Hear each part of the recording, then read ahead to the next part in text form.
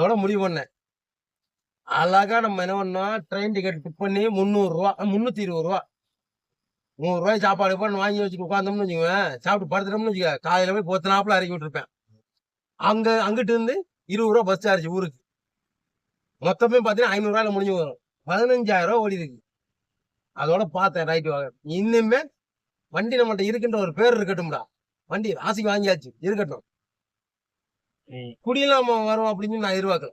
அப்படி நினைச்சேன். அப்பா செம்ம ஜாலியா இருக்கு. ஆனா அந்த ஜாலியா நான் ட்ரெயின்ல போகும்போதுதான் இருக்குது அப்படிங்கிறது நம்ம அன்னைக்கு தெரியல. அது இப்படி யோசிக்கிறேன். அந்த அண்டை சொல்றதுல போகும்போது ஜாலியா இருக்கும். யாருன்னே தெரியாது, பேசிட்டு இருப்போம் உட்காந்து. அந்த 10 மணி நேரம் 13 மணி நேரம் ஜாலியா இருக்கும். இறங்கும் போது பேசுறது வரமா போகும்போது போயிட்டு வாங்க அப்படி வாங்க. இந்த அதெல்லாம் எதுவுமே கிடையாது. டோல்கிட்டு போனோமா, ஸ்கேன் பண்ணானா சரி ஓடினாயே ஓடிப்போ அப்படின்ற மாதிரி இருக்கு. ஏன்டா இருக்கமோன்னு இருக்கு. இது மாதிரி நிறைய பேர் இருப்பாங்க அந்த மாதிரி யாருன்னா இருந்தீங்கன்னா